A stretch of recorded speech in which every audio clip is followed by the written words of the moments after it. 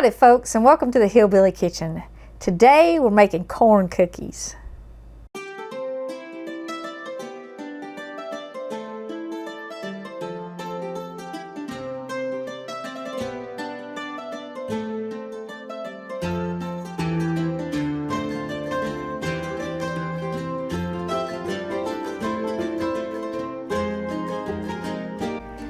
Now this is a very old recipe. It was popular in the 1930s and then in the 1940s with all the wartime shortages and stuff like that. And it's one of those very unique cookies. It has a taste like no sugar cookie you've ever had before. If you've never had these cookies, you are going to be amazed at how good these taste. The flavor is much more,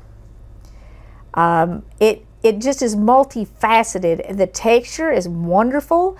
It's slightly chewy, soft, moist, with a little bit of crispness to it, which is not like any other sugar cookie. And these are a sugar cookie, and they're made with cornmeal, or at least half cornmeal. There's a lot of variations on this because this came out of a time when there were a lot of shortages. So I'm going to share the basic recipe, the way I make it, and while these are baking, we're going to talk about some of the variations and some of the ingredients that I used. So what I have for my basic recipe, and this is how I generally make these, I have half a cup of sugar, a heaping half a cup of cornmeal, and a heaping half a cup of plain all-purpose flour. I try to always use unbleached, and I say a heaping half a cup of these because I pull out one measuring scoop and I use it for everything. My sugar's about leveled, and these two are heaping. If you want to measure it exactly, it's closer to 2/3 of a cup of cornmeal and 2/3 of a cup of flour. I have 1 egg, a teaspoon of baking powder, and about a 1/4 teaspoon, maybe a little bit more of salt. A stick of butter, which is a half a cup, and I'm going to use a teaspoon of vanilla, but you can use other flavors in these. And then I got a little bit of extra cornmeal that we're going to roll this in before we put it in the fridge. So we're going to start by creaming our butter and our sugar together, which is the way you start most cookies.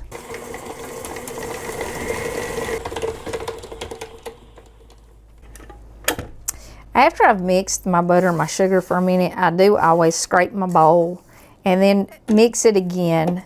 And you can do this by hand. You can do it with a little hand mixer. You don't have to have a stand mixer.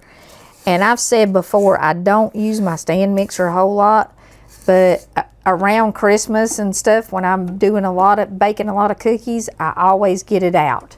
And I'll mix up several batches of cookies before I actually put it away.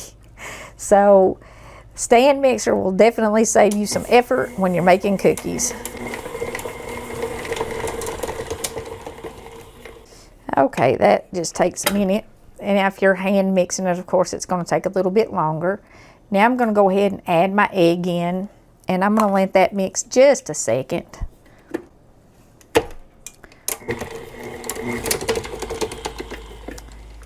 Okay. Now I'm going to add in my cornmeal and my flour, and I'm going to scrape the edges of my bowl again to get my butter and my egg kind of mixed in that. And I'm going to save my baking powder until the end. If you've watched the recent videos, you know that's one of those tricks that we just learned. And for years I was told to sift it in with my flour, but it makes a difference if you hold it till the end. It just works better, and the texture of whatever you're baking comes out better. So we're going to mix this up.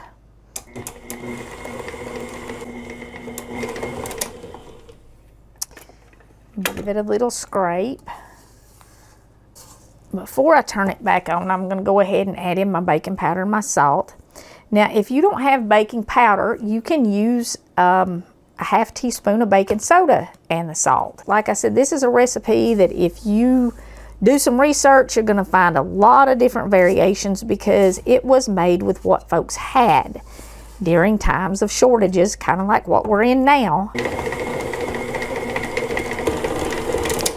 I'm adding a teaspoon of vanilla. And like I said, you can do other flavors if you want. You could use a little lemon extract or a little almond extract or whatever you wanted in them. And these would make an excellent lemon cookie.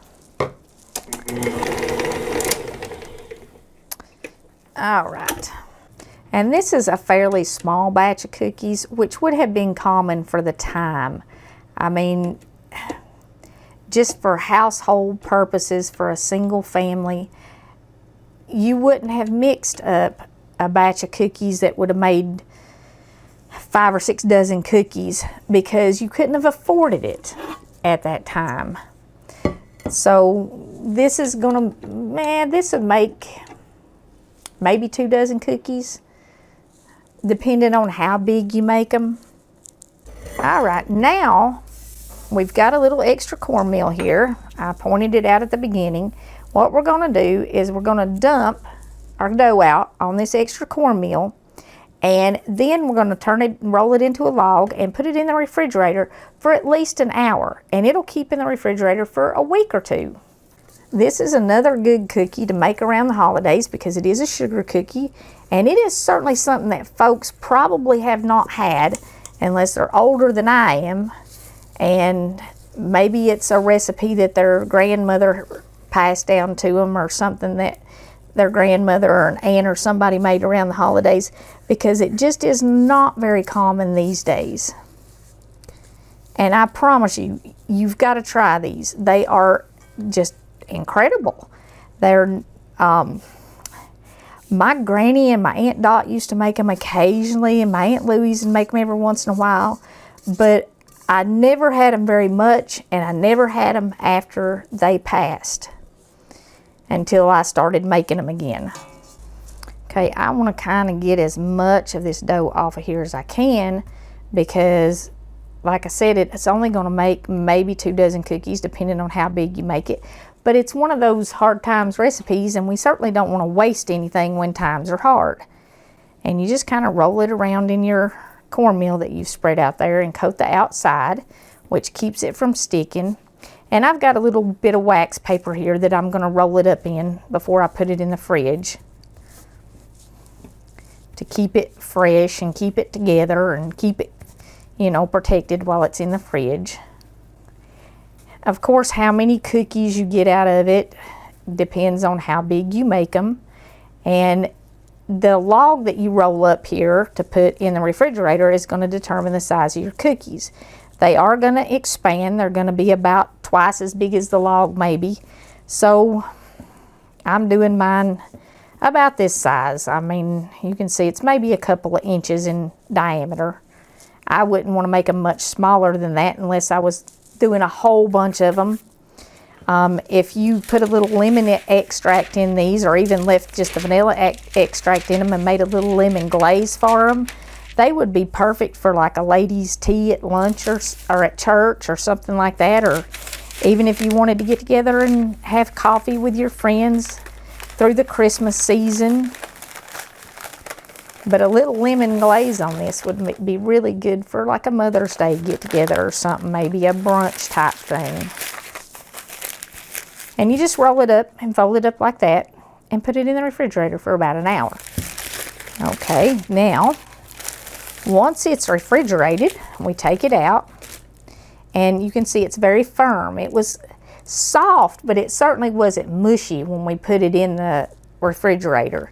But it's very firm when you take it out. And I cut about a ½ inch thick. You can cut them thinner. Again, how thick you cut them is going to help determine how many cookies you get out of it, and how big your cookie is. It's not really going to get any thicker than what you cut it. So if you cut it a ½ inch thick, that's about how thick your cookie is going to be. It'll actually be a little bit thinner than that. And it will spread out about twice as big around. So leave some room on your cookie sheet. Don't use wax paper to line your cookie sheets. You want to get parchment paper for that. Now what I'm doing here is I'm taking my cookies and I'm kind of getting a little bit of that cornmeal that's left on the paper, which there's not much left on it once you put it in the refrigerator. and kind of getting it on the bottom. The size I'm making these, I would say probably a batch is only going to give me about 18 cookies, but if you made them a little bit smaller, you get 2 dozen. You want to preheat your oven to about 350 degrees to maybe 375 degrees, depending on your oven, and you're going to bake it for 10 to 12 minutes, depending again on your oven. I am going to line my cookie sheet with parchment paper. Don't do the wax paper, because the wax will burn and it'll stink up your house. It really works, but not very well. Leave some room between your cookies, and I'm only baking like half a dozen at a time because there's not enough folks here to eat a dozen at a time, and if I made a dozen, I'd eat a dozen. They're that good. You can put a glaze on them just like you do a regular sugar cookie. You can do sugar on them, and it's Christmas time, and I've got some different colored sugars here, so I'm going to do a few of them with the colored sugar. I have not tried rolling this out and cutting shapes in it, and I don't think I would do that with this cookie just because of the type of cookie it is, but you could certainly frost them if you wanted to. And like I said, a lemon glaze on these would just really be incredible. I mean, it'd be one of them things that people would write books about.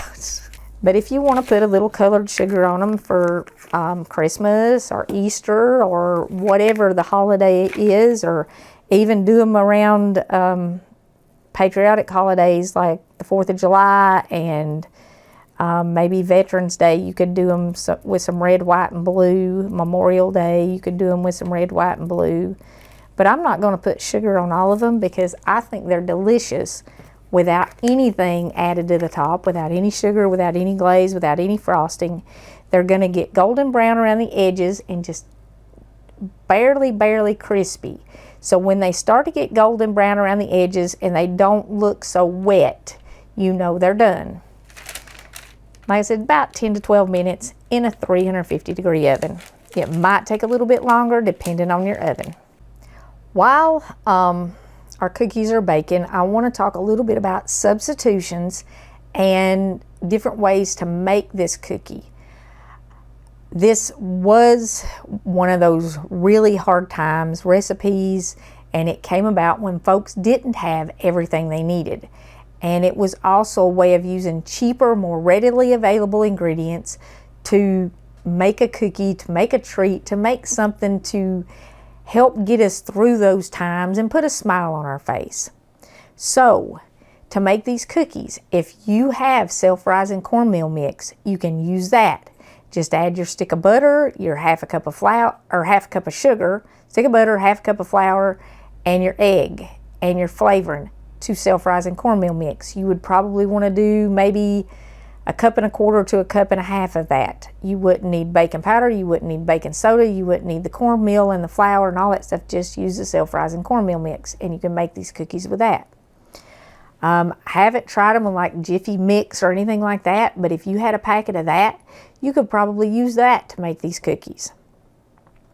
My guess is it would work just fine. You can use other flavoring in it. Like I said, they would be really good with lemon in them, and do a lemon glaze on them, or just use the vanilla and do a lemon glaze on them. Excellent for a coffee and tea kind of brunch thing, or just coffee with your friends. And you can add frosting, different colors. You can do a glaze or an icing and do some color in that for the holidays if you wanted to, so that they have the Christmas colors and stuff in them, or just sprinkle a little sugar on them like we did. And we have done the glaze in so many videos. It is literally just powdered sugar and cream or milk just to make it, to thin it out, and then you put it on and let it dry. And if you wanted to make that in a color, you would use your powdered sugar and your milk and a couple drops of food color, and you could glaze them. So you can do them different ways.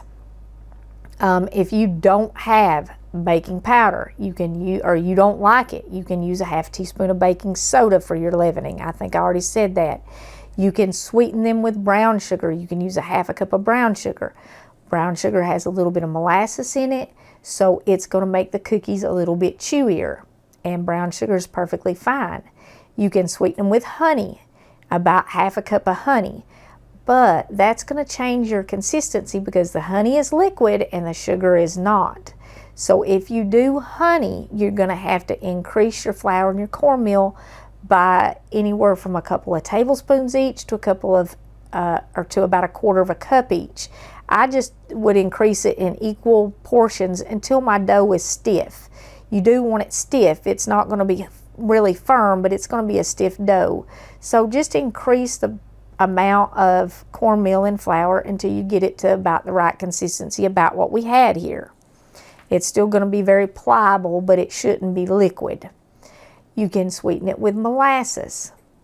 And again, it's going to be about equal portions, about, the half cup of molasses. The molasses, though, is not quite as sweet, so you might have to add a little bit more. And molasses is totally going to change the texture and the flavor of the cookie. It's going to be absolutely delicious, but it's going to be totally different. It will be chewier, and it will have that rich, deep, dark color that the molasses has. And you can use a no-calorie sweetener, something like Equal, if you need to cut back on the sugar. And that will work just fine in this cookie. Something to keep in mind with the no-calorie sweeteners is sugar and honey and molasses. They all act as a preservative. The no-calorie sweeteners do not. So your dough's not going to last as long in the refrigerator, and your baked cookies are certainly not going to last as long. If you use a no-calorie sweetener in any of your Christmas baking for your cookies, only bake what you're going to eat that day, because they will mold very, very fast. They have no preservative whatsoever in them. The sugar and the honey and the molasses, those are all natural preservatives, and they help keep baked goods fresh longer, but the no-calorie sweeteners don't have that. So if you've been baking with the no-calorie stuff for a while and you're getting that mold really quick, that's why. Don't bake them until you're ready to eat them. Keep them stored in the refrigerator unbaked, and you can bake them as you want them. And I've said in other videos that I always keep cookie dough and fudge in my refrigerator around Christmas time anyway, but I learned that from my Aunt Paula, and you can pull it out and have fresh hot cookies in 10 minutes when you have company stop by unexpected. So store your cookie dough in your refrigerator. I've had a lot of comments over the years about what kind of mixer I use. It is a Hamilton Beach, and I'll put a link in the description to that so you can find it on Amazon. It's fairly reasonably priced, much less expensive than a KitchenAid, and I've had it over 10 years. And it's worked great. I've used it for all kinds of candy and cookies and stuff that really puts a strain on the motor, and I haven't had any trouble out of it for 10 years. So I'll put a link to that so y'all don't have to search for that. And I want to talk about this cornmeal that I used. This is some of the cornmeal that we got at Rose Mountain. If you haven't seen the Rose Mountain video, watch those, because it really is the way life was 100 years ago, the way it was still when I was a kid. It shows how my granny and pa lived and how my mama grew up. And I got a little taste of that when I was very young, but that way of life is fading fast, and there aren't many places where you can go see it anymore. And if you want to get some of this cornmeal, we went and visited Valentine Mill in Dandridge in a video, and Clive is the one who ground the meal up at Dr. Rose's place, and Clive and Shelley sell this. It is a non-GMO'd heirloom grain that they make this out of, and it really does have a different taste, and that's what I used in these cookies. If you want to get some of that old corn, I will put a link to Valentine Mill, and you can order that from Clive and Shelley. And also, I used my Vanilla Feeds Tomorrow Vanilla. If you haven't seen the videos where I've talked about William and his vanilla, I've been talking about him now for a couple months. This young man has donated over $100,000 to local food banks to feed other people in this area. And if you haven't already ordered yours, it's too late to get it before Christmas. He's taking orders now that won't be shipped out until January. So if you haven't gotten yours, you're going to have to wait till January now, but it is very good vanilla, and he donates 100% of the profits to help feed hungry people in this area, which is just incredible. So check out Vanilla Feeds tomorrow. I'm going to have a link to that in the description of the video too. I want to share 1 John 4:11 through 13 with you. Beloved, if God so loved us, we ought also to love one another. No man has seen God at any time. If we love one another, God dwelleth in us, and his love is perfected in us. Hereby we know that we dwell in him and he in us, because he hath given us his Spirit. That Spirit that God has given us, that Spirit of love, that Spirit that cares for one another, that is what Christmas is all about. And don't get so wrapped up in all the shopping and the lights and the bows and the packages and the decorating and the gotta do this and the gotta do that, that we forget to love one another. Because the joy of Christmas, the peace of Christmas, the true gift of God, the reason for the season is that love. So focus on loving one another. And if we don't get everything done, if we don't get everything bought, if we don't have everything that we want, as long as we have that love, as long as God's Spirit dwells in us, and we love one another, we will have the peace of the season, the true gift of Christmas. Now, let's look at these delicious heirloom cookies. And you can see how tender this cookie is. Of course, it's still hot. Now, when these get cool, they continue to stay a little bit chewy, and they don't get super hard, which is the true test of a really good sugar cookie. And I'm telling you, the corn in this is going to make a huge difference in the flavor. It just has so much more flavor than a regular sugar cookie. You're not going to believe it. You have to try this recipe. But that's all there is to making them. And like I said, you can frost them. You can put sugar on them. You can see here the sugar baked up just like a regular sugar cookie. And they look like a regular sugar cookie. They're just slightly brown around the edge, which, you know, a regular sugar cookie does brown a little bit around the edge. So that's all my sugar cookie baking tips for probably this Christmas season, but you can use this on these tips on any sugar cookie recipe. It'll help keep your cookies from breaking apart. It'll help keep them from falling. And they'll be prettier and everybody will enjoy them, but give this heirloom recipe a try.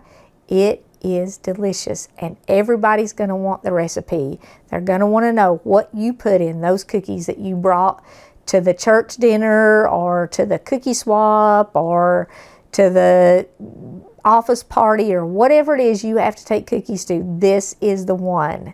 Give it a try. I promise you're going to love it. Thank you so much for joining us in the Hillbilly Kitchen. If you haven't already, please don't forget to click like and subscribe before you leave. Share our videos with your friends. I hope you all have a truly blessed Christmas season where the Spirit of God is dwelling in you and you are able to love other people and you have other people to love you. Until next time, remember to put God first.